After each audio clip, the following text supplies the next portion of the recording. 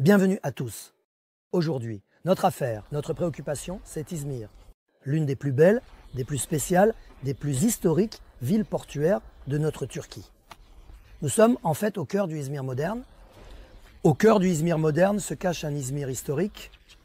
Oui, elle a été fondée il y a exactement 2300 ans. Je vais vous faire découvrir pas à pas l'Izmir historique, enfoui sous le béton de l'Izmir moderne. Je vais essayer de vous montrer cet Izmir caché. Si vous êtes prêts, commençons. Bienvenue à tous. Nous commençons à explorer l'Izmir historique à l'intérieur d'Izmir. Derrière nous, il y a une porte de musée. Vous prenez votre carte de musée, votre billet, vous entrez par ici. Normalement, pour ceux qui ne savent pas, qu'est-ce que c'est ici? C'est un site de visite archéologique, c'est-à-dire les vestiges d'une ancienne ville romaine. Mais ici, c'est le cœur battant de l'Izmir vieille de 2300 ans. Le point où bat le cœur. Laissez-moi vous montrer d'abord. Regardez, il y a la région de Kemeraltı à l'arrière, c'est-à-dire après le XVIIe siècle de l'Empire ottoman. C'était un marché portuaire établi au bord de la mer. Et aujourd'hui, c'est le célèbre Kemeraltı d'Izmir. Il y a des mosquées historiques ottomanes là-bas. Il y a la mosquée Isa. Il y a la mosquée Şadırvanaltı. Celle-ci date des 16e et 17e siècles. Ce sont des mosquées du 16e et 17e siècle. Et elles sont toujours debout. Les mers continuent derrière cette mosquée. Il y a la place Konak. La place Konak est la place principale d'Izmir. Si l'on devait nommer le centre d'Izmir aujourd'hui, on dirait Konak. La tour de l'horloge de Konak d'Abdülhamid Han. Et qu'y a-t-il devant le Konak? La mer. C'est-à-dire que la mer d'Izmir, le centre de ce port est là. À l'époque des Romains, il y a exactement 2000 ans, la mer n'était pas éloignée de cette mosquée. Elle n'était pas au bord du Konak. Où, voyez-vous ces feux de circulation devant nous? Il y a un chemin très étroit entre les deux. Les voitures vont et viennent. L'endroit où se trouvent ces feux de circulation, l'endroit où passent les voitures, c'était la mer. Et il y a 2300 ans, l'Izmir historique était au bord de la mer. Que trouve-t-on au bord de la mer? Il y a un port. Les navires vont et viennent. Les navires déchargent et chargent des marchandises. Et où sont vendues ces marchandises arrivées? Elles sont vendues au marché. Où est le marché? Ici, c'est-à-dire l'agora. Ces immenses et magnifiques arches, avec leurs portiques, constituaient le plus grand marché du monde, de l'époque hellénistique. Le port d'Izmir, comme aujourd'hui, il y a 2000 ans, c'était l'un des ports commerciaux les plus magnifiques du monde. C'était l'un d'eux. Les marchandises étaient déchargées sur la route où passent maintenant les voitures au bord du port. Elles étaient vendues dans ce marché et ajoutaient à la richesse d'Izmir. C'était un marché où les gladiateurs combattaient. Des tribunaux y étaient établis. Les délégations du Sénat y tenaient leurs discussions et discours politiques. Les marchandises étaient bien sûr achetées et vendues. Il y avait même des esclaves parmi elles. Tout était exposé pour être vu. Nous commençons. Il n'y a qu'une petite porte entre nous. Allez, entrez. Oui, nous avons réglé nos formalités de billets. Nous entrons maintenant. Regardez, on est à l'entrée, une très belle section de présentation. Nous accueille en priorité. Il y a des photos. Bientôt en direct. Nous allons passer sous ces arches. Nous allons visiter un marché historique, construit il y a 2000 ans. Aujourd'hui, quand on pense à un marché, on pense à nos marchés de quartier, les marchés de la ville. Mais à quoi ressemblait un marché historique de ce genre? Que signifiait l'agora? Pendant la période hellénistique, c'est-à-dire les commandants d'Alexandre le Grand ont fondé un État ici. Comment le commerce fonctionnait-il dans cet État? Comment fonctionnait-il à l'époque romaine? Comment fonctionnait-il à l'époque ottomane? Nous allons voir tout cela entre ces arches sur place. Marchons par ici. Si vous le souhaitez, lorsque vous venez ici, il y a des informations en turc ou en langue étrangère. Vous pouvez les lire. Aujourd'hui, vous n'avez pas besoin de les lire. Je vais vous en raconter plus. Beaucoup de choses. Regardez ici, par exemple, juste à l'entrée, vous voyez une tête de femme. La femme que vous voyez ici est Faustina. C'est-à-dire qu'il est important de connaître ce couple dès l'entrée de l'agora, car ce n'est pas seulement une agora. Il est essentiel de le savoir. À l'entrée du centre historique d'Izmir. Pourquoi? Parce qu'en après JC, en l'an 178, un terrible tremblement de terre se produit à Izmir. Et la ville est complètement détruite. Qui est l'homme qui a relevé la ville après sa destruction? L'empereur Marcus Aurelius, célèbre pour le film Gladiator, Bien sûr, sa femme le soutient également. Une partie de la ville est réparée par sa femme Faustina avec ses propres moyens. Et ainsi, les bustes du couple sont placés à la porte d'entrée de la ville. Le buste de Marcus Aurelius est toujours recherché. Il n'a pas été trouvé, mais celui de sa femme l'a été. Voici la photo officielle, mais vous allez bientôt voir la réalité. Allons-y. Regardez, ici, il y a une très belle photo aérienne. Cette photo aérienne nous raconte en fait beaucoup de choses. Vous voyez la place Konak. Cet endroit que nous voyons. Regardez, ici c'est Izmir. Le golfe est... Le port est juste à droite. Normalement. Cet endroit que nous voyons est rempli. Parce qu'il y a une montagne derrière nous. Derrière nous, une montagne. Cette montagne est l'endroit principal où la ville a été fondée. N'oubliez pas que dans l'histoire, les villes sont construites sur les hauteurs. Ils les descendent vers le bas. La plupart du temps, ils ne les descendent pas. Ici, ils doivent descendre. Laissez-moi vous montrer tout de suite où se trouve cette montagne. Cette montagne que vous voyez. Juste derrière nous, quand ils ont conquis cet endroit, les Aïd Oulare ont nommé cette forteresse Kadifekale. Donc, en fait, la partie supérieure de la ville, c'est la région de l'Acropole. Cet endroit que vous voyez. C'est la forteresse historique que nous connaissons sous le nom de Kadifekale. Et il y a une administration dans la forteresse. Normalement, il y a une forteresse intérieure et une forteresse extérieure. Dans la forteresse intérieure, le souverain ou le dirigeant local réside. Il y a une mosquée dans la forteresse intérieure, il y a des dépôts d'armes, une garnison dans la forteresse intérieure. Et en dehors de cela, il y a la forteresse extérieure. Aujourd'hui, où se trouve la forteresse extérieure d'Istanbul? Les murs qui entourent la ville? Où est la forteresse intérieure? Les murs qui entourent le palais de Topkapı? Exactement comme cela. Maintenant, aujourd'hui, je vais vous parler du port historique d'Izmir. Je vais vous expliquer la région du port, mais je vous promets, un autre jour. Un jour, nous remonterons à la colline. Je vous parlerai de l'Acropole située en haut de cette région. Il y a eu des fouilles là-bas ces dernières années. Vous serez stupéfaits. Regardez, ils ont trouvé quelque chose de similaire à la citerne basilique d'Istanbul. Une citerne énorme. Tous les anciens voyageurs et sources ne tarissent pas d'éloges sur cette citerne. Elle a été trouvée là-haut. Sa restauration doit être terminée d'urgence et ouverte au tourisme. En haut, à l'intérieur du château, se trouve la plus ancienne mosquée d'Izmir, datant des Seldjoukides, la mosquée du château. En dessous, il y a une petite ruine de monastère. Tout cela doit être restauré et ouvert au tourisme. Regardez, vous me connaissez. Je pense que le monastère devrait être restauré et la mosquée aussi. Et que tout soit ouvert au tourisme, côte à côte. Le château est déjà un château seldjoukide. Il existait aussi à l'époque romaine un château qui remonte à la période hellénistique. Je n'ai pas encore expliqué comment la ville a été fondée. Je vais vous l'expliquer. Dans cette ville, c'est-à-dire ce que vous voyez ici, commence à partir de là. Regardez la ville. En parlant d'ici, la mer est là-bas. La ville commence là où la mer touche la rive. Elle s'étend d'ici, là où se trouve la route, jusqu'au château de Kadifekale. C'est l'ancien Izmir.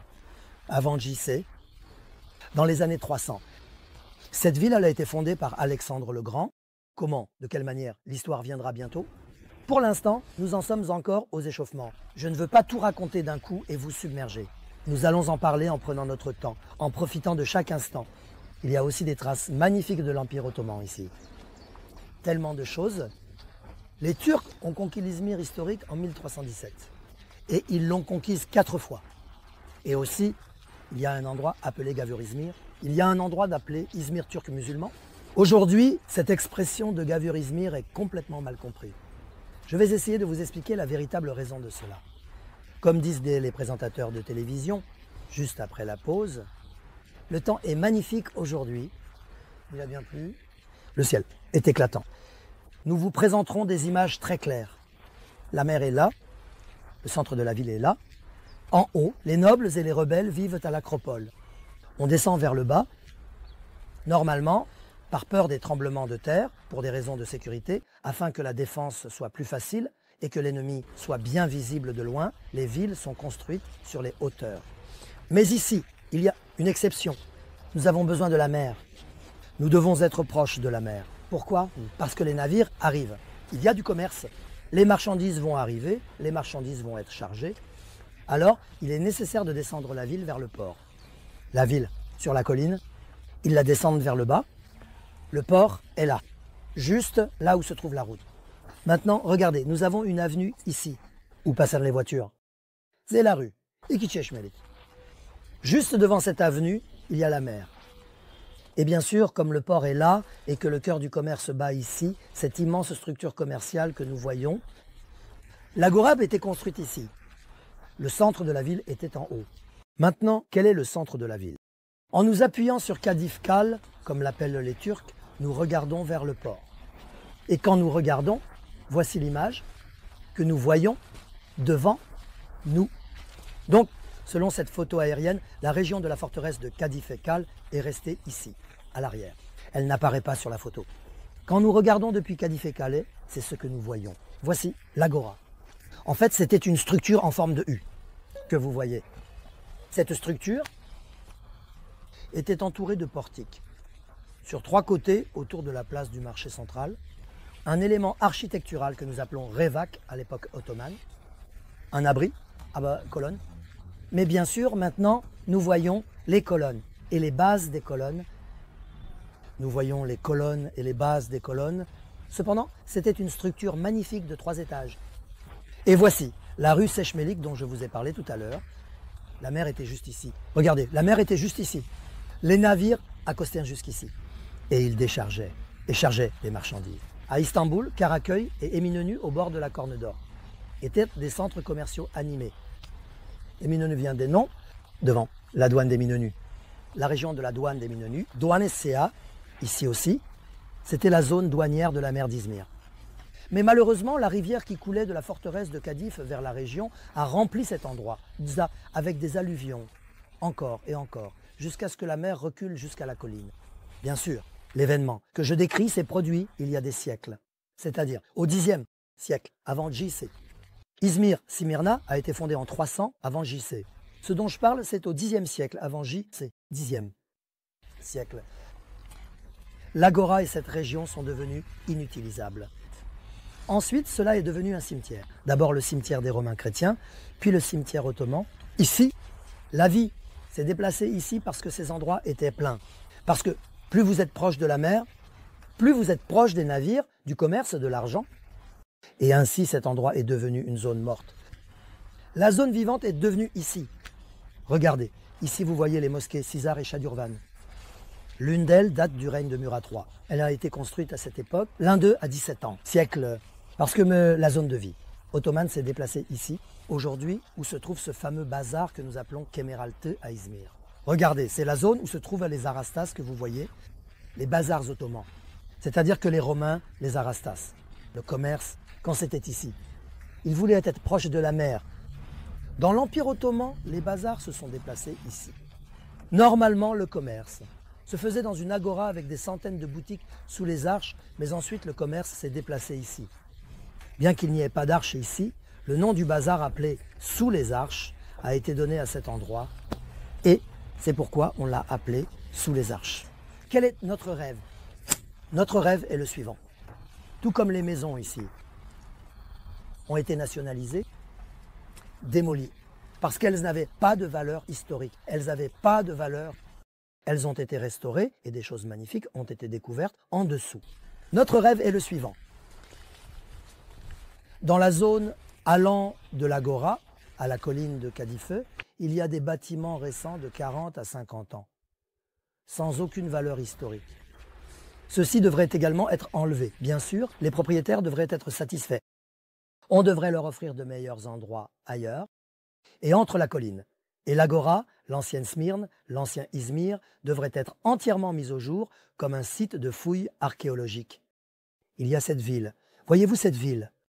Cette ville a d'abord été conquise par Saqqabeh. Qui est Saqqabeh? Le beau-père de Kılıç Arslan Ier, souverain des Seldjoukides d'Anatolie. Le premier marin turc connu dans l'histoire, Saqqabeh a été le premier à conquérir Izmir. Plus tard, les Aydinoğulları l'ont conquise, Monsieur Umur. Il l'a d'abord conquise une fois, ensuite les Génois l'ont reprise. Il a assiégé la ville pour la conquérir une deuxième fois. Il est tombé en martyr lors du siège. Il repose actuellement dans le jardin de la mosquée à Birji. Il l'a conquise pour la deuxième fois. Pour la troisième fois, c'est Timur qui l'a conquise. Timur l'a prise. Ensuite, le groupe catholique maritime de Venise, qui protégeait le port, l'a reprise. Pour la quatrième et dernière fois, c'est le père de Fatih Sultan Mehmet, le deuxième. Murat l'a pris, Izmir. Elle a été assiégée, prise, et perdu, à nouveau, exactement 4 fois par les Turcs musulmans. D'où, depuis la conquête de Murat, Izmir n'a plus quitté nos mains, c'est devenu notre Izmir. Et si Dieu le veut, cela restera notre Izmir jusqu'à la fin des temps. Mais pas comme ça, pour l'amour de Dieu. C'est un scandale, c'est une laideur. Dans ce dernier siècle, je remets à ceux qui ont contribué à cette laideur. Tout le péché, la faute de cette laideur. Il nous incombe de nettoyer cet endroit et de faire réapparaître l'Izmir historique. Si vous êtes prêts, nous commençons. Allez, venez. Maintenant, nous allons entrer. À l'intérieur, les hommes connaissent à leur travail. Les Romains, comment le savent-ils? Il y a un rocher principal qui vient de la ville jusqu'ici. Le rocher principal se termine à environ 20 mètres derrière l'endroit où nous sommes. Maintenant, ils ont fait un marché, là-bas. Les Romains. Ce marché s'étendra jusqu'ici, mais le rocher se termine. Le rocher vient de là-bas en pente de cette manière. Jusqu'à 15-20 mètres derrière cela, parce qu'ils devaient construire un bâtiment principal et maintenir le marché long et large. Ce bâtiment avec portique, ne le fixons pas au sol, avec des fondations, de peur qu'il ne s'effondre lors d'un tremblement de terre demain.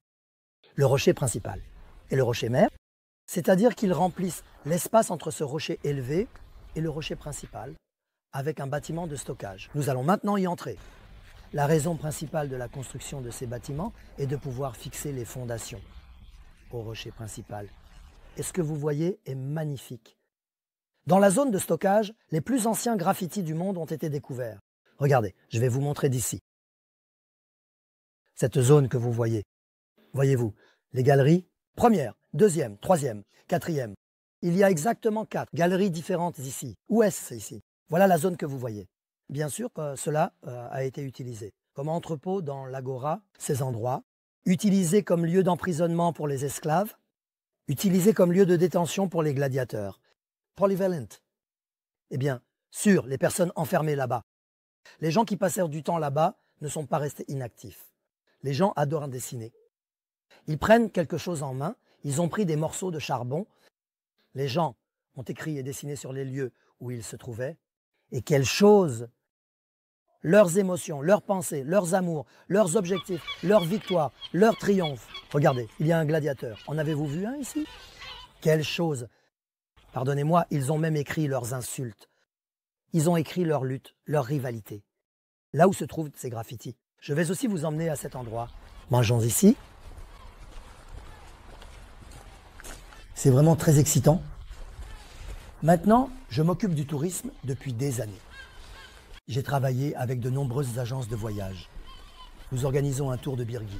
Birgi, une très belle ville historique, la capitale d'Aydınolları. Nous organisons un tour de Tyr. Nous organisons un tour de Selçuk-Éphèse. Mais savez-vous quelle réponse j'ai reçue pendant des années lorsque je disais aux agences de voyage d'inclure aussi Izmir?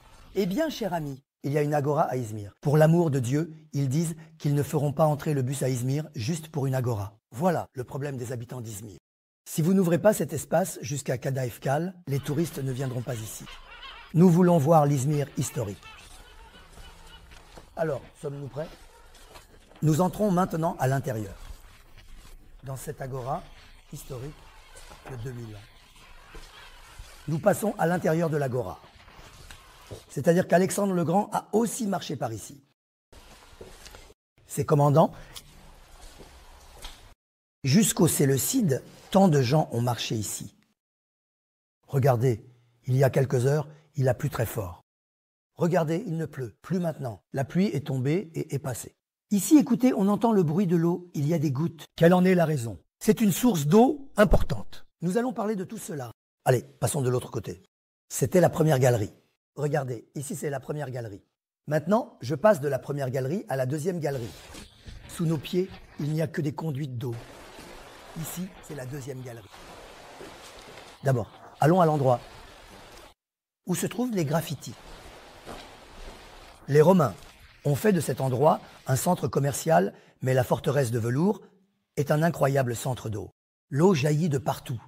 C'est pourquoi cette eau a été acheminée vers l'agora, la zone commerciale où bat le cœur de la ville.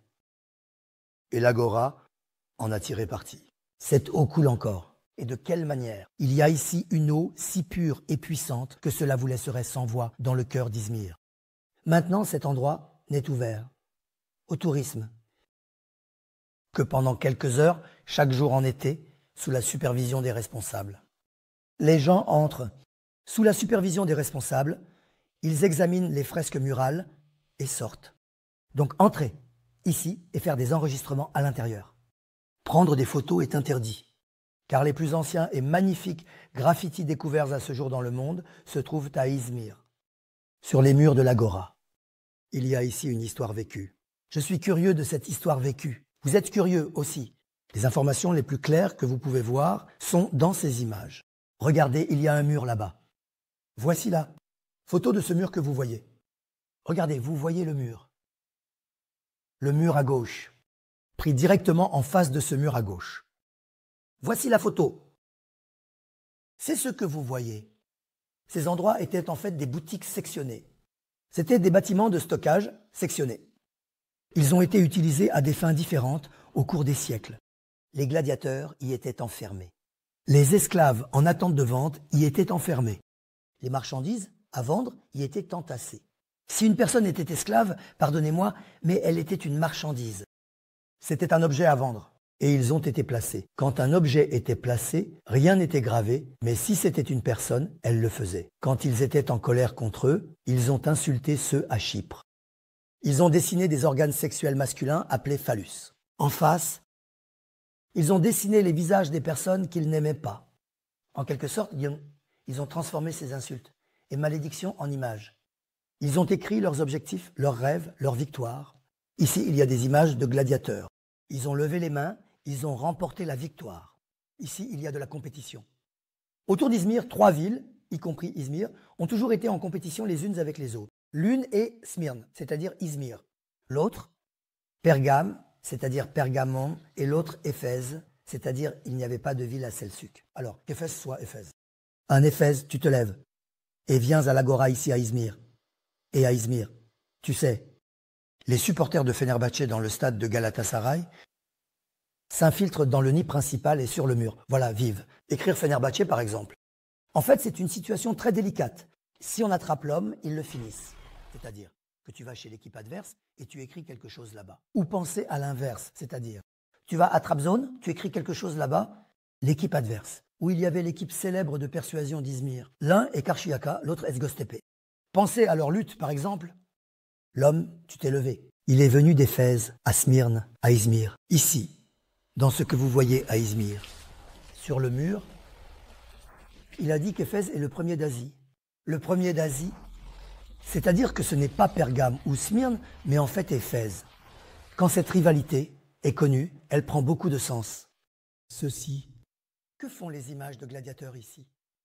Parce que nous savons que les gladiateurs étaient transformés sur la place de l'Agora. Il n'était pas nécessaire d'avoir un espace comme le Colisée à Rome. Il n'était pas nécessaire d'avoir un espace comme l'hippodrome à Istanbul. Je vais vous montrer dans un instant. Des combats de gladiateurs se déroulaient aussi en plein air. Les gens regardaient. Nous nous sommes demandé d'où venait cette installation d'eau. Allons-y. Il y a une source d'eau incroyable ici. Izmir devrait valoriser cette eau.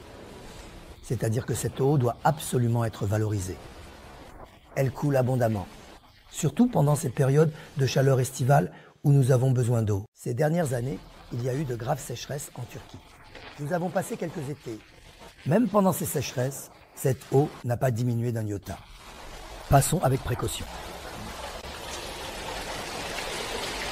Qu'est-ce que c'est? Regardez cette beauté. Regardez. Pouvez-vous voir? Maintenant, cette fontaine a été construite près de Smyrne. Mais la source d'eau est originale.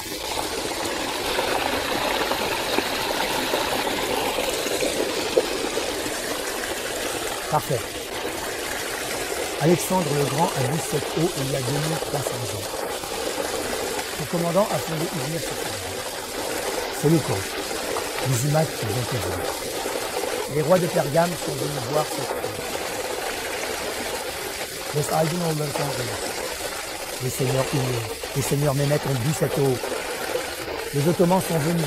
Le raton a compris Izmir et a bu cette eau. Tamerlan est venu et a compris Izmir. Il a bu cette eau. Vous n'êtes toujours pas venu boire. Venez vite de l'eau. Il ne reste que vous encore. Pourquoi vous? Il n'y a pas qu'une seule source d'eau, il y en a beaucoup. Faisons une petite promenade. Il y a des conduits, des anciens conduits historiques, des tuyaux. Ici, vous voyez une arche. Il y a aussi ici une base d'arche. Alors, comment cela se passe-t-il? Il y a une base ici, ce qui signifie qu'il y avait aussi une arche ici. Elle passait par là. Qu'est-ce qui s'est passé? Que va-t-il se passer? Il y a eu un tremblement de terre. En 178, un tremblement de terre terrible. Il a détruit Izmir complètement et la ville a été reconstruite. Les murs de l'ancienne agora, les bases des arches ont été démolies lorsqu'ils ont été rénovés. Quand ils ont été démolis, ils ont dit que ce n'était pas solide. À leur place, ils ont refait des colonnes, des bases, des socles. Et ils ont orné cet endroit avec de nouvelles arches. Laissez-moi vous montrer ici. Regardez, vous voyez le tuyau. Ces tuyaux ont des lèvres entre eux. Pourquoi? Parce qu'une section du tuyau ici passe à travers une deuxième section à cet endroit. Alors ce tuyau ici, Saïli, de ce tuyau s'insère complètement dans les deux creux ici. Et comme il s'emboîte parfaitement, il n'y a pas de fuite d'eau. Avec de tels tuyaux, l'eau est dirigée de la section principale vers la section intermédiaire. Et si vous passez par ici? Dans la section principale, il y a l'arc principal dans la section principale. Vous allez le voir, regardez. Ces endroits continuent ainsi.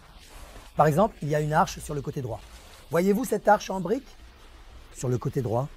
Regardez, il y a une arche en brique ici. À l'intérieur de cette arche, il y a une niche, un passage là-bas. L'eau coulait à travers cela de cette manière. Oui, avec précaution. Il y a vraiment des sources d'eau très importantes ici. Ce n'est pas juste un, deux ou trois. Et il y en a beaucoup. C'est vraiment très excitant. Et puis ces arches, quelle profondeur. Vous devez venir ici, ne serait-ce que pour prendre des photos. Les eaux coulent, un murmure parfait dans vos oreilles. De toute façon, chaque endroit que vous touchez vieux de 2000 ans est incroyable.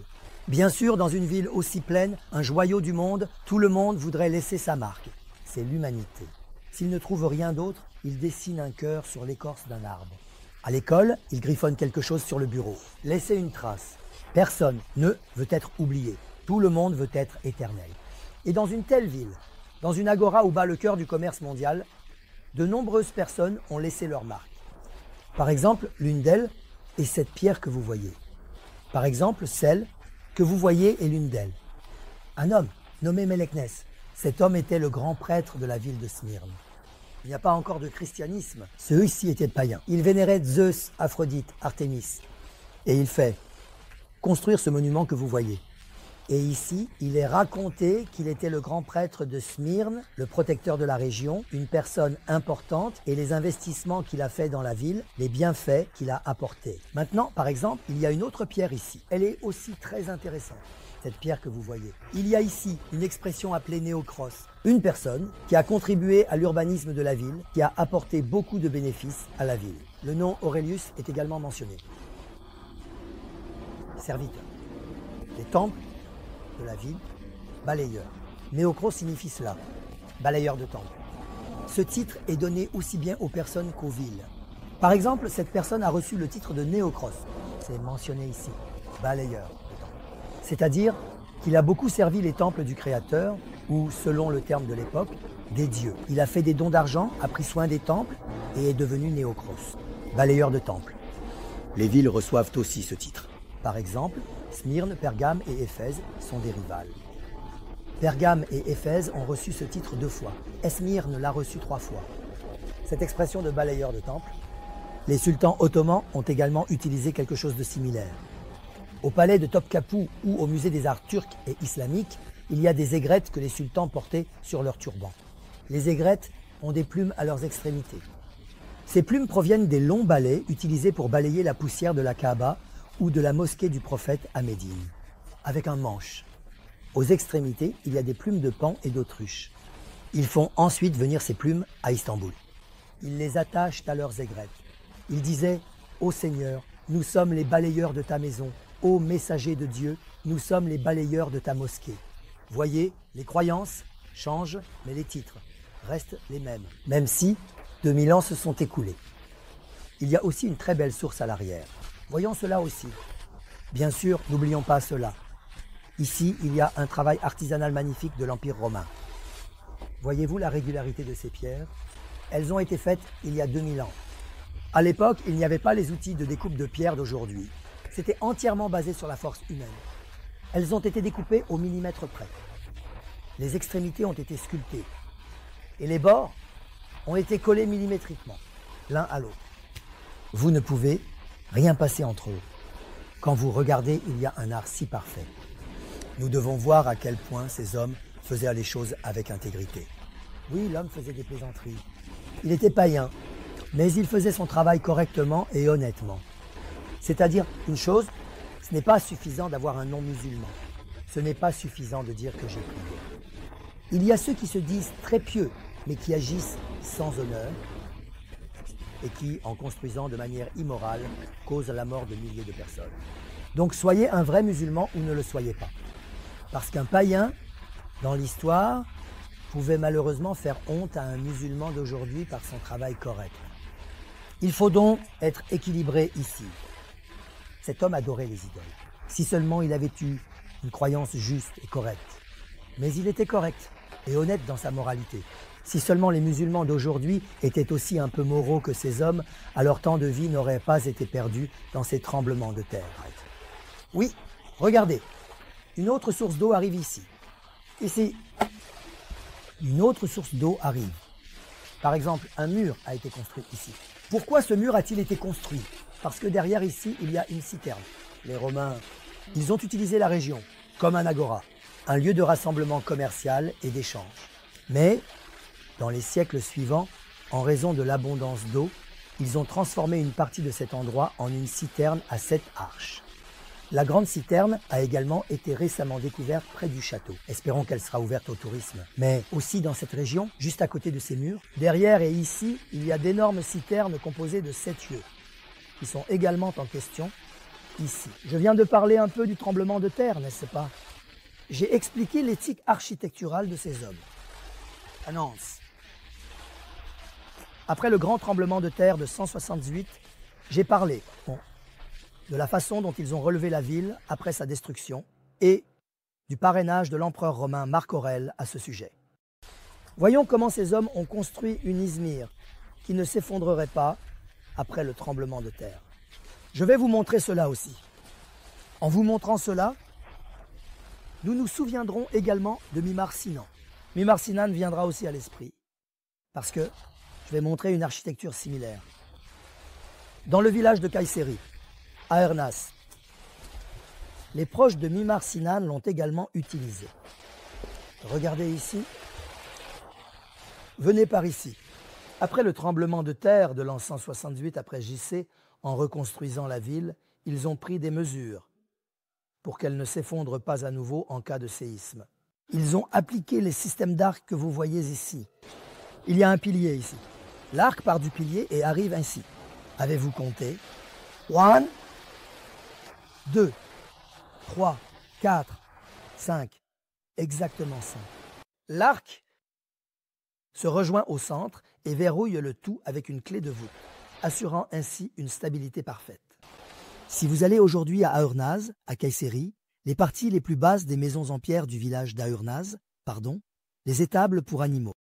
Entrez dans les étables, vous y verrez des arcs triples, quadruples, quintuples et des piliers de support.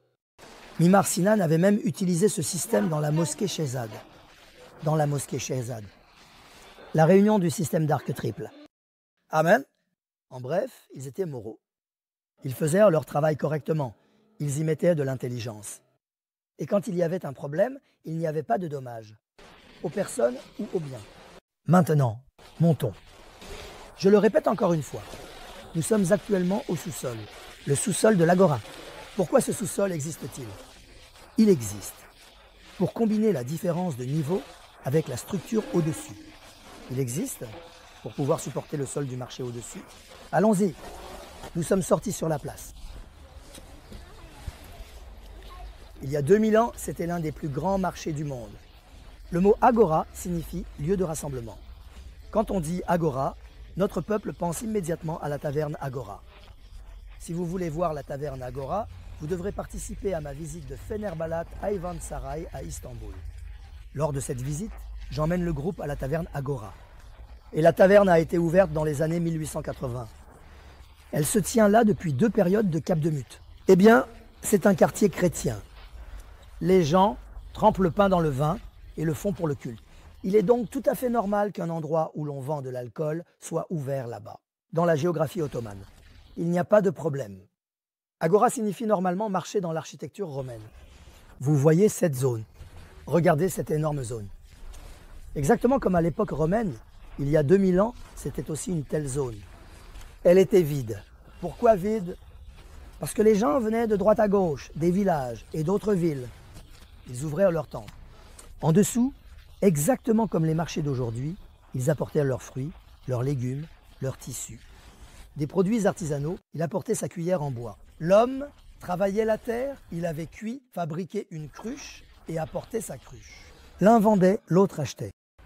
Les habitants d'Izmir, cet endroit était un espace vivant si magnifique que de nombreux habitants d'Izmir y passaient au moins 3 à 4 jours par semaine. Ensuite, ils rentraient chez eux. Ils venaient ici pour discuter, pour leur travail, pour leur vie. La vie tournait ici. C'était le cœur, au bord de la mer. Tout le commerce était ici. L'avenue Istiklal au bord de la mer, d'Istanbul, ou bien le long du rivage, au bord de la mer. C'était aussi cet endroit. C'était un espace de socialisation. Il y avait un bâtiment ici. Regardez, les vestiges sont encore là. Ils venaient de cette manière. Le deuxième bâtiment était celui que vous voyez. Il y a un sous-sol seulement sous cette section et sous cette section. Et il y avait aussi un bâtiment ici. Lors des récentes réparations, les colonnes, les bases et les chapiteaux du premier étage du portique, découverts lors des fouilles, ont été replacés. Quand nous regardons d'ici, nous ne comprenons rien. C'était exactement sur 3 étages. 3 étages. Donc l'étage que vous voyez maintenant est le premier étage. La section que vous voyez est le premier étage. Au-dessus, un deuxième étage et un troisième étage. La splendeur de Rome. C'est un marché. Dans le monde, quel autre État a construit un deuxième marché de ce type? C'est-à-dire les centres commerciaux, etc. Même aujourd'hui, aucun bâtiment ne peut rivaliser avec celui-ci, vieux de 2000 ans. Jamais, en aucune façon. Il était polyvalent. Ce n'était pas seulement un lieu d'achat et de vente de marchandises. Par exemple, à l'intérieur de ce premier étage que vous voyez, il y avait une salle d'audience. Nous avons installé des tribunaux. Il y a du commerce ici. Les marchandises arrivent et partent. Il y avait forcément des fraudes. Il y avait ceux qui empiétaient sur les droits des autres. Les tribunaux se réunissaient et se dispersaient immédiatement ici. En dehors de cela, c'était la région des citernes. Par exemple, laissez-moi vous donner une information à ce sujet. Je suis à toi, venez par ici. Regardez maintenant. D'abord, laissez-moi prendre la caméra à côté de moi. Laissez-moi vous montrer, ici. C'est la région des canaux d'eau et des citernes que je vous ai fait visiter tout à l'heure. Regardez, vous voyez. Cette région. Regardez, vous voyez les arches. Les arches, ça continue exactement comme ça. Maintenant, regardez, il y a quelque chose d'intéressant ici. Juste là, la région que vous voyez ici est ce que nous appelons l'Odéon. Il a plusieurs noms différents. On l'appelle aussi Odéon. Cela signifie le lieu de l'assemblée. Dans les villes romaines, il y a un théâtre. Nous savons ce qu'est un théâtre. Il y a un gymnase. Cela signifie une école où l'on donne des cours. Il y a l'agora, c'est ici. Cela signifie le marché. Comme ça, il y a aussi des odéons. C'est-à-dire que des réunions de l'assemblée ont lieu, des concerts de musique sont donnés, des discours politiques, des débats ont lieu, des crises sont gérées. Dans un endroit où bat le cœur d'une telle société, il y aura forcément un odéon. Et ils ont construit un odéon, à l'endroit que vous voyez. Actuellement, l'accès y est interdit. Je connais cet endroit. J'ai réussi à y aller d'une manière ou d'une autre. Je l'ai vu, mais je ne peux pas y filmer. Les fouilles continuent en ce moment, mais elles sont sur le point de se terminer. Ils ont dit qu'ils allaient l'ouvrir à la visite aujourd'hui ou demain. Comme un théâtre, c'est-à-dire qu'il y a des gradins en demi-cercle. Les premières marches sont intactes, les autres parties ont été enlevées. Elles n'ont pas survécu jusqu'à nos jours. Voyez-vous ce toit? Sous ce toit, il y a une immense mosaïque en une seule pièce. Elle a été découverte en Turquie jusqu'à présent. C'est l'une des plus grandes mosaïques. On ne sait pas exactement ce que c'était, c'est seulement supposé. Maintenant, si cet endroit est un odéon, cette zone qui suit est liée à l'odéon, encore un lieu de rassemblement, d'accueil. On dit que cela pourrait être une telle région, c'est-à-dire noble, aristocratique, romain. N'oubliez pas, c'est toujours comme ça. Nous, le peuple, allons quelque part. Et puis les riches, les nobles viennent, ils ne nous mettent pas tous au même endroit. Même quand vous allez à l'aéroport, il y a le VIP, il y a le SIP. Et puis il y a la porte des pauvres, maintenant. Tout le monde n'entre pas par la même porte. C'était pareil à Rome. Dans cet endroit que vous voyez, c'était une zone fréquentée par les nobles et aristocrates qui venaient au marché. Même si ce n'est pas complètement défini, cet endroit que vous voyez, la région de l'Odéon, par exemple, quand nous parlons avec les habitants d'ici, ils disent « professeur ». Il y a 15 ans, il y avait des boutiques sur ces mosaïques. Ils disent qu'il y avait les célèbres cordonniers d'Izmir. Il y avait même une boutique de boyos ici. Ils racontent qu'ils ont mangé beaucoup de boyos.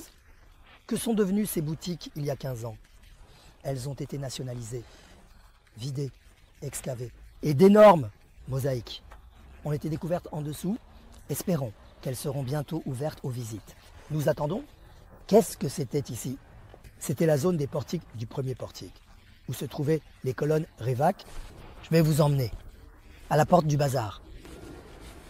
Agora. Vous savez, c'est agréable de savoir quelque chose, n'est-ce pas? Quand vous ne savez pas, quelqu'un pourrait dire qu'il pourrait amener ses moutons ici pour paître et ne voir que de l'herbe. Ou quelqu'un pourrait dire que c'est un bel endroit pour faire un barbecue. Réfléchissez-y. Mais quand vous savez, voyez cet endroit avec mes yeux. Là-bas, il y a des milliers de personnes. Achetant, vendant, se disputant, assis en train de parler, examinant les biens, les propriétés, les esclaves des uns et des autres, négociant, ce bruit de marché me parvient subtilement. Pour moi, c'est comme ça. Alors c'est très beau. Vous devez connaître l'histoire pour voyager dans le temps. Regardez, cette partie a été entièrement rénovée. Les anciennes pierres du portique de cette région sont toujours là. Cette zone n'a jamais été trouvée. Et elle est reconstruite à partir de zéro avec de nouveaux marbres. Regardez, les bases sont toutes neuves, mais les colonnes ont été érigées à l'origine. C'est la vérité. Et c'est ainsi que cela devrait être fait. Oui, nous sommes arrivés, nous sommes arrivés. Oh, regardez le sol. Donc pensez-vous vraiment que les Romains ont laissé cet endroit comme une prairie? Ils ont fait une pelouse. Eh bien, professeur, nous venons ici pour vendre des moutons. Pendant qu'on est là, les animaux paissent ici. Pensez-vous qu'il y avait une seule herbe ici, il y a 2000 ans à l'époque romaine, que ces fleurs de pissenlit étaient là? Cet endroit était impeccable. Le sol était en marbre, ils étaient aussi des humains, ils étaient plus humains que toi et moi. Pour votre information, ne vous méprenez pas, nous pensons que nous sommes les plus luxueux, les plus civilisés, parce que nous utilisons des iPhones, parce qu'ils n'avaient pas d'iPhone, ils étaient considérés comme moins évolués. L'homme était plus humain que nous. Il était plus civilisé. Nous n'avons pas encore réussi à faire leur théâtre. Pour votre information, nos centres culturels ne sont pas encore à leur niveau. Regardez le sol que vous voyez ici, il en reste un peu. Vous avez vu? Regardez le marbre. Il recouvrait tout le sol. Ce revêtement en marbre entourait ainsi toute la place. Et l'agora avait une porte d'entrée à 2 arches. Voici l'endroit.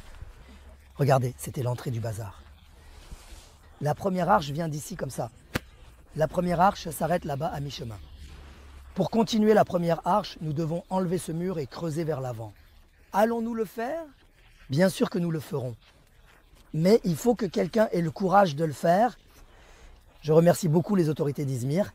Ces dernières années, ils ont fait preuve d'un grand courage en expropriant. La plupart des maisons des quartiers pauvres ont été acquises. Et cette zone a été dégagée. Jusqu'à hier, plein de maisons et de magasins. Je suis désolé pour les propriétaires de magasins ici, mais cela doit être creusé. C'est nécessaire, il n'y a pas d'autre solution. Mon frère, il y a une œuvre historique sous ta maison. Cette personne recevra de l'argent, elle ne sera donc pas lésée. Elle sera retirée et des fouilles seront effectuées. Si quelque chose d'historique était découvert sous ma maison, je m'inclinerai et partirai. Cela doit être ainsi. Il suffit que l'autorité ne laisse pas la personne sur place. Qu'il ne soit pas têtu non plus, donc je ne sors pas, tu sortiras. Il y a une œuvre de 2000 ans. Il n'y a rien de tel donc. Cet endroit sera ouvert. Quand ils ont construit le mur, n'avaient-ils aucune pitié? Regardez ça s'il vous plaît. Une pierre tombale avec un turban d'au moins 400 ans a été placée dans le mur.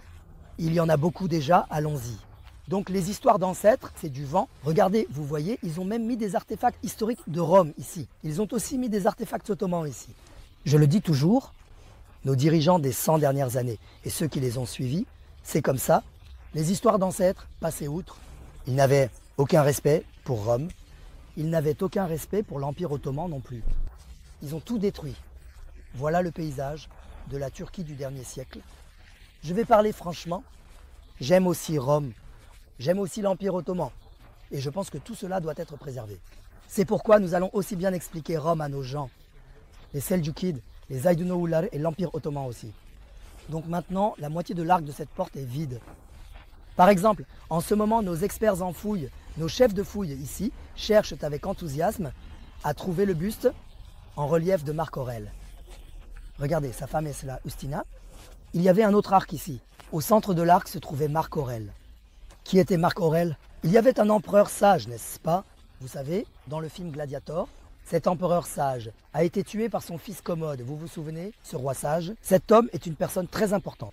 Il y a une ville, Vienne. L'Empire ottoman l'a assiégée sans la prendre. Vienne est la capitale de l'Autriche. Qui a fondé Vienne?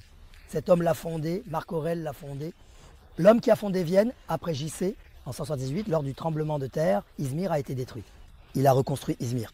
Donc par exemple, je ne sais pas si Izmir et Vienne sont actuellement des villes jumelées, mais si ce n'est pas le cas, je m'adresse aux autorités. Qu'elles deviennent des villes jumelées, parce que Vienne et Izmir ont été fondées par le même homme, Marc Aurèle. Regardez, je vous ai aussi parlé de Tamerlan, le père de Fatir le deuxième. Je vous ai aussi parlé de Murat. Mais je parle aussi de Marc Aurèle. Si nous faisons ainsi, nous ne serons pas des fanatiques, des obscurantistes. Le rétrograde n'a pas de religion, n'a pas de conviction. Le rétrograde est rétrograde. Il y a un côté qui vénère Marc Aurèle, qui l'aime beaucoup. L'autre aime beaucoup le deuxième. Elle aime beaucoup Murat. Ne soyez pas un oiseau à une seule aile. Voyez tout, sachez tout. Si ce sont des personnes dignes de respect, respectez-les aussi. Madame Ustina a soutenu son mari, par exemple. Lors du tremblement de terre de 1766, la moitié d'Istanbul a été détruite. Troisième, Mouzala, avec sa femme Mirisha Sultan, a relevé Istanbul de ses ruines. Cette femme est une femme très spéciale. Les tremblements se produisent. Personne ne parle de Mirisha Sultan. La mosquée Eyüp Sultan a été détruite. Le fils qui a fait construire par les janissaires était le troisième. C'était Selim, qui a fait construire tous les bâtiments sociaux, les imarets et les écoles sévillanes à côté de la mosquée. C'est Mirisha Sultan qui les a fait construire. Nous connaîtrons aussi Ustina. Nous connaîtrons également Mirisha, la sultane de la forteresse. C'est alors que nous deviendrons des hommes. À ce moment-là, nous avancerons vers l'avenir avec des pas beaucoup plus forts. Nous saurons, c'est très important. Nous arrivons un peu plus de notre côté. L'Empire romain a fait cela. Mais en fait, il y avait un homme qui a fondé la ville pendant que Rome faisait cela. Alexandre le Grand. Alexandre le Grand avait JC. Dans les années 300 avec JC, à la mort de son père Philippe, il a pris l'armée que son père avait préparée. Il est d'abord venu à Karabiga, à Sanakkale. Lors de la bataille du Granic, le roi perse Darius III a été vaincu. Ensuite, Darius s'est enfui. Ils vont mener la bataille d'Issos à Adana. Mais Alexandre, il est descendu des côtes égéennes de Sanakkale, des montagnes Kaz. Il a visité les villes ioniennes des côtes antiques de l'Égée. Par exemple, il est passé par Urla. À Urla, nous avons une île qui, jusqu'à récemment, avait un hôpital dessus. Clésoménaï a visité cet endroit. Il a construit une route en pierre entre l'île et le continent. Il s'étend dans la mer, il a visité les villes encore et encore. Il est arrivé jusqu'à Éphèse. En venant à Éphèse, il descendait de haut en bas sur la route. D'abord, il y a Izmir, Éphèse, et plus au sud d'Izmir. Il a envoyé son armée en avant. Il a dit « Je suis très curieux de voir cette Smyrne. Je vais voir cet endroit, puis, a-t-il dit, je passerai. » La première Izmir, Smyrne, n'était pas ici. Ce n'était pas l'endroit où se trouve Kadifkel. La première Izmir était à Bayraklı. Avant le JRC, elle a été fondée en 3000. La colline est belle, il y a de la sécurité, la vue n'est pas mal. Mais c'était une colline très étroite, elle ne pouvait pas s'agrandir davantage. Plus tard, elle a quitté Bayraklı. C'est face à la mer, c'est Limania ici, près depuis la mer. Il est venu chasser avec ses soldats sur cette colline où se trouve Kadifkal. Alexandre, en chassant ici, il s'est fatigué. Il a dit je vais m'allonger un peu, me reposer. Les anciens aiment beaucoup la sieste. Tu te recroquevilles ainsi une demi-heure et tu te sens revigoré. Alexandre s'est aussi recroquevillé là-bas. Dans son rêve, les puissances auxquelles il croyait ce jour-là, peu importe qui elles étaient, ils lui ont dit de déplacer la ville ici. Déplace la ville à l'endroit où tu dors. Il s'est réveillé et a donné des ordres. Il a fait déplacer la ville de Bayraklı jusqu'ici. En fait, la première personne à fonder la ville fut Alexandre le Grand. Ses hommes, les Séleucides, ont déplacé la ville, pas à pas de haut en bas. et ainsi une ville a été fondée. J'ai raconté l'histoire de la Rome de la ville, à vous en long et en large. Que s'est-il passé ensuite? Conquit Izmir avec leur conquête. La gestion de Kadifkal est devenue celle de Mermer. Un très beau château a été construit sur la colline, une mosquée a été construite. Les fondations sont toujours là et ils sont descendus. Pendant la période chrétienne de Rome, après la Rome païenne, une partie de cette région a commencé à être utilisée comme cimetière. Comment ça, ma belle? Le gigantesque centre commercial Agora s'est-il éteint? Est-ce fini? Malheureusement, parce que la rivière qui coulait de Kadifkal jusqu'ici, elle a commencé à couler juste là, sur cette avenue, vers la mer, et elle a rempli cet endroit. Dans l'histoire, de nombreuses villes se sont remplies de cette manière.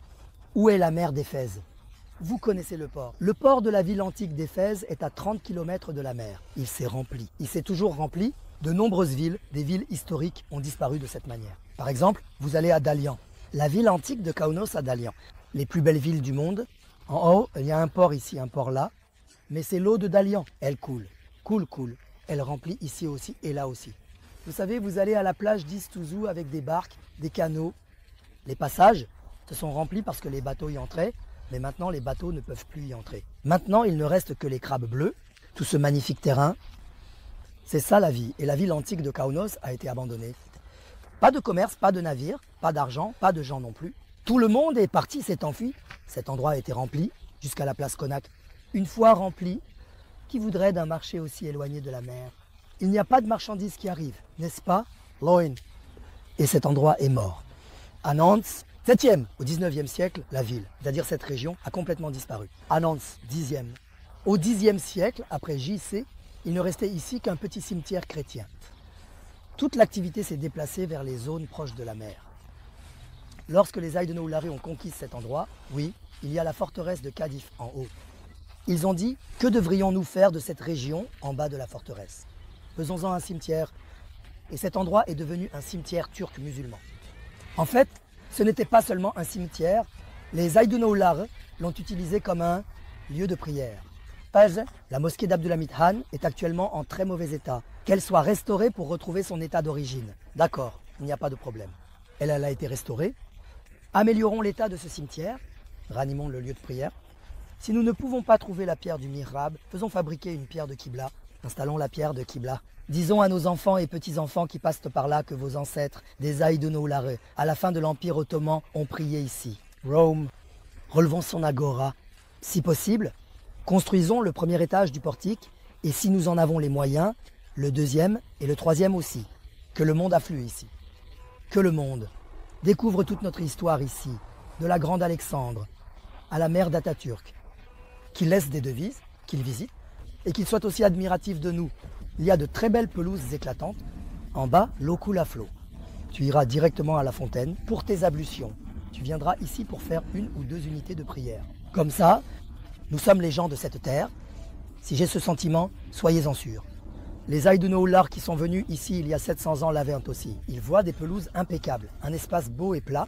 Ils construisent d'un cimetière sur le côté, le cimetière Moussala et le Namazga ici. Comment l'appelle-t-on? Une salle de prière avec une Moussala. D'ailleurs, le nom du quartier de cette région d'Izmir est le quartier Namazga. Regardez, venez par ici. Il y a une avenue juste devant nous. Le nom de cette avenue est l'avenue Namazga. Une mosquée est construite ici sous le règne d'Abdulhamid. Regardez, la mosquée est là-bas. Premier Abdulhamid, la fin des années 1700. Le nom de la mosquée est toujours là, la mosquée Namazga. À côté, regardez, il y a un hammam. On voit son dôme. Quel est son nom? Le hammam Namazga, c'est la voie de la raison. Il transforme cet endroit en Namazga. Vous savez, ma thèse de doctorat porte sur les Namazgas de Turquie. Pendant des années, j'ai cherché et exploré des Namazgas partout en Turquie. Pour certains, seul le nom est resté. Rue Namazga. Le Namazga a disparu. Pour certains, il ne reste qu'un petit mihrab. Certains sont restés intacts. Certains semblent aussi brillants et bien conservés que s'ils avaient été construits hier. De toutes sortes, c'était ici, le Namazga d'Izmir. Pendant des siècles, c'est-à-dire depuis les années 1300 jusqu'à nos jours, la population musulmane turque d'Izmir se rassemblait ici pour les fêtes de Ramadan et de Kurban. C'était leur lieu de promenade. Les prières du vendredi y étaient effectuées en groupe. Je n'ai pas vu cela de mes propres yeux, c'est-à-dire Umur Bey. Je ne l'ai lu dans aucune source. Avec les soldats et le peuple d'Umur Bey, le martyr des Haïdouno-Oulari, dont la tombe est aujourd'hui à Birgi, ici, Essayez de visualiser qu'il faisait à la prière du vendredi ici.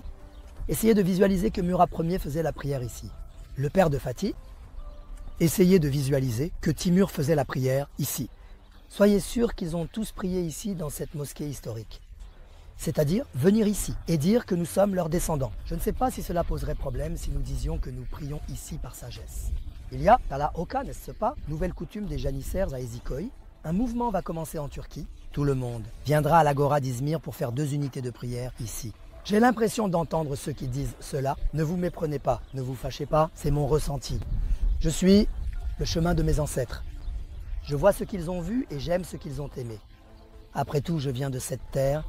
Si vous venez aussi de cette terre, je suis sûr que ce que je raconte ne vous semblera pas étrange et vous plaira également. Ici, à Izmir, c'était un lieu de sagesse collective. Pendant des siècles, ce lieu de sagesse collective doit être préservé. Est-ce que je protège ici la pierre romaine d'un autre? Je la protège. Alors, si j'ai ici un lieu de prière, je devrais aussi pouvoir le protéger. Où est-ce la Qibla?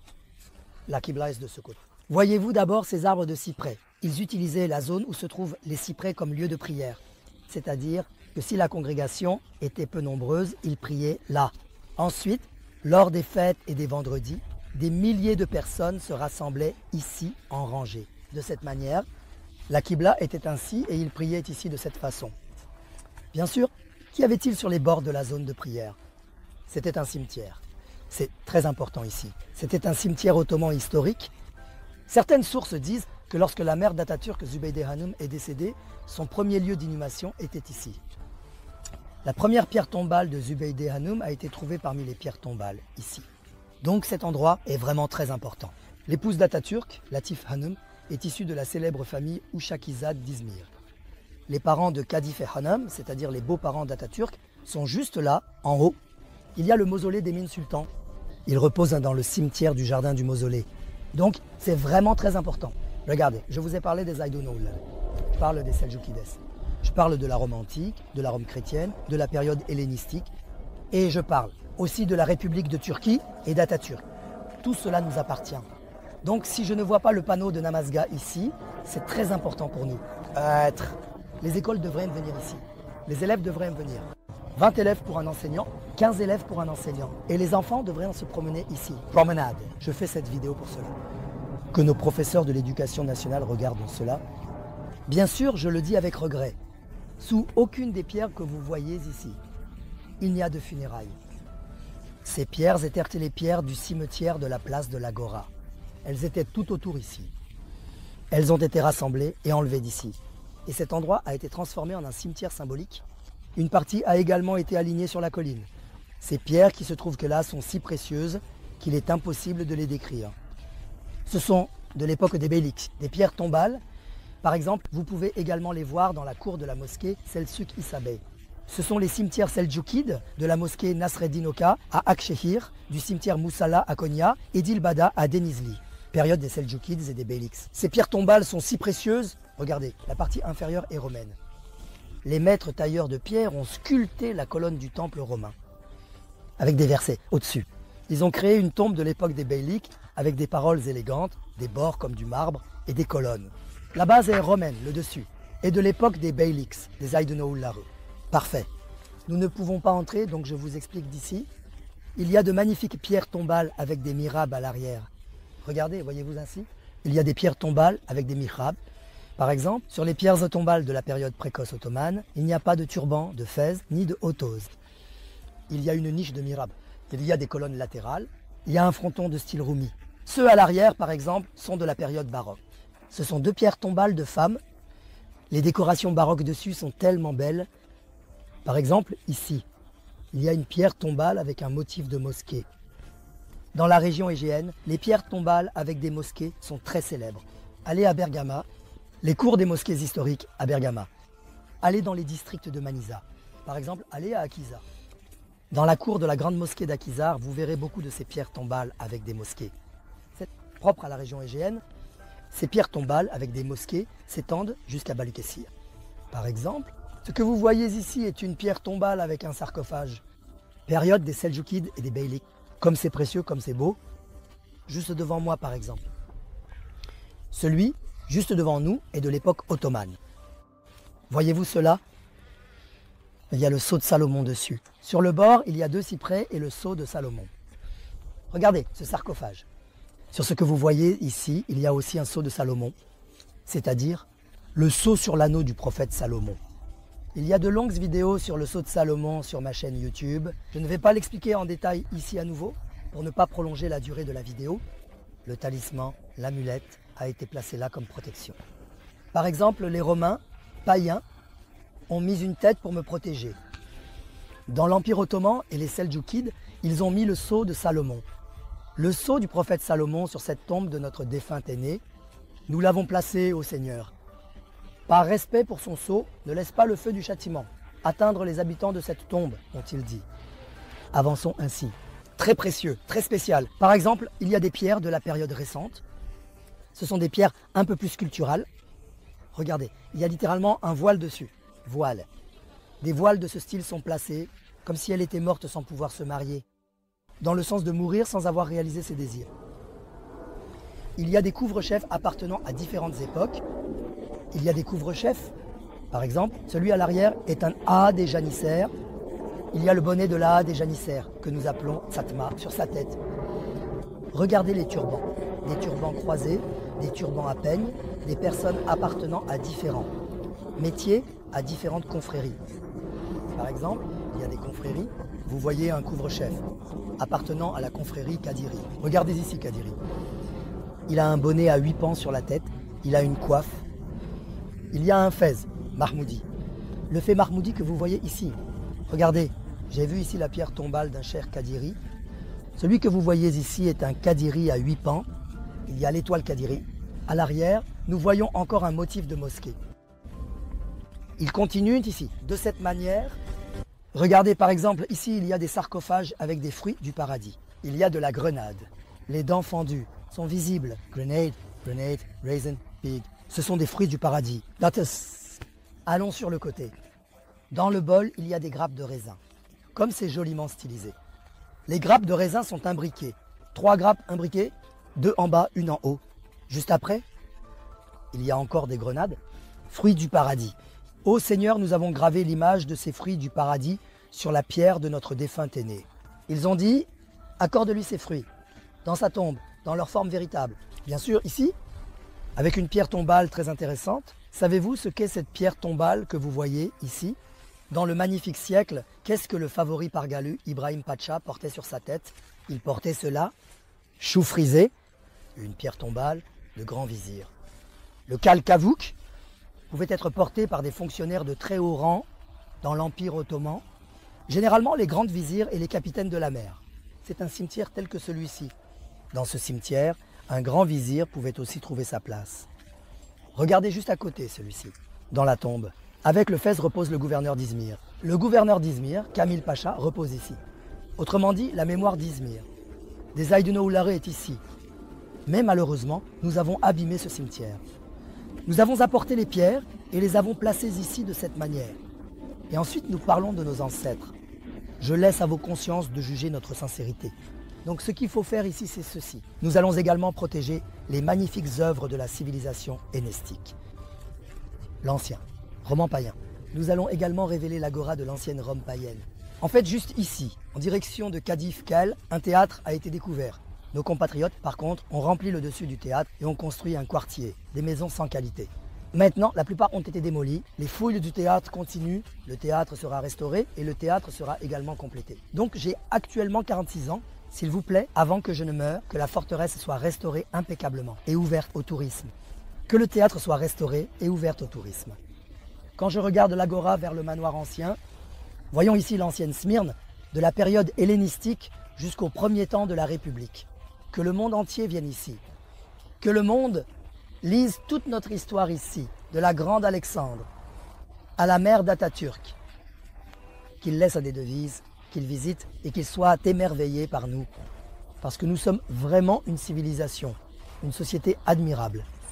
Nous avons juste subi une perte de mémoire pendant un certain temps. Et notre grandeur, notre force, nous avons un peu oublié notre pouvoir et notre ouverture d'esprit envers la civilisation mondiale.